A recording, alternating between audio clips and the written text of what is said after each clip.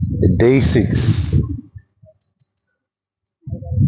the road trip, the life of Mbua, chapter 77, Ishtangeni, Dingrikan Rishak. So, where am I today? You remember the other day I told you about the displacement of Bakangoman. This is the epicenter. This is where it actually started. Welcome to Malelan. In 1898, the government proclaimed this land here, Yakangoman. They proclaimed it as the Sabi Game Reserve. That meant the Ngomanis and others that lived in this area were forced out. Were forced out of this area. In 1926, when the Kruger National Park itself was created, further displacements of the Ngomanis and other Nguni tribes that lived here, together with Swati tribes, were then moved from here. So Malelani, from Malelani line, all the way to Komati Port, Ilekangoman. What you're looking at is exactly the river that I was showing you the other day, which is the Crocodile River. Across here, Ile Kruger National Park.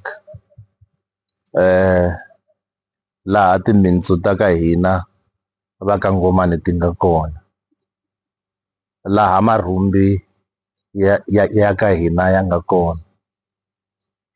Where our ancestors' blood and bones remain. That's not quite the history that is quite available if you walk into the Kruger National Park. But that is the history. In fact, if you go into the Kruger National Park, you would hardly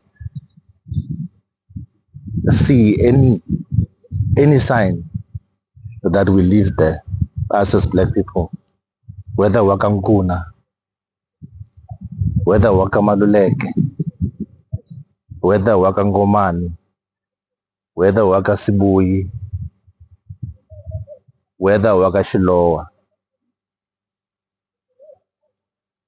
Bittersweet in a way. I mean, I understand and suppose I appreciate the fact Yaku, the proclamation of this Kruger National Park meant the conservation efforts were then focused on it. But it is bittersweet. That is home, or used to be home. Anyway, back to the land and the beauty. You can see there's a hippo. There's hippos there in the water. There's a head of elephants across the river there. You won't see it, they're a bit covered. But in essence, that is the true nature of Africa and South Africa that is not quite written. It's not taught at schools. Our children will probably never know about the history of the land that we live in and how we came to be in certain parts of the country. And it's sad for me. For me now, mostly as Mchangani, the history Yaba Changani, the history of Huma Queen, the history of who we are, has led to this fragmentation that we find ourselves in today. I hope and I hoped that through this podcast, through these videos, through Ishtangeni, you will learn. This thing of Tsonga versus Shangaan or Tsonga and Shangaan. I hope to bring light to you to be able to understand. And this is the start of that journey.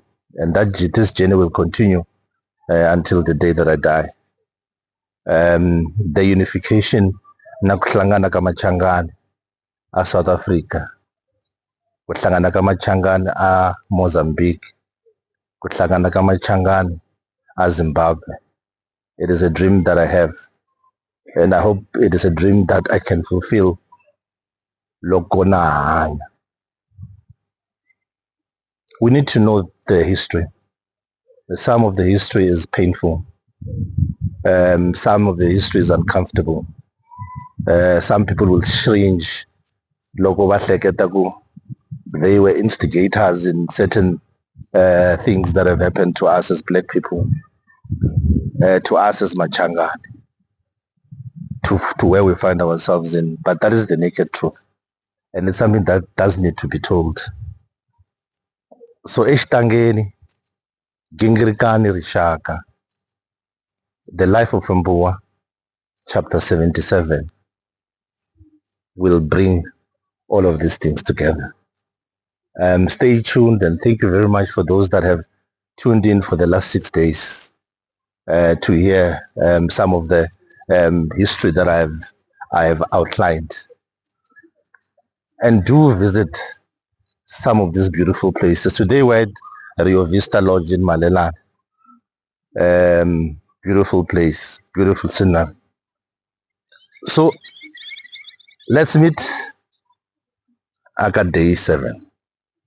Thank you very much for watching.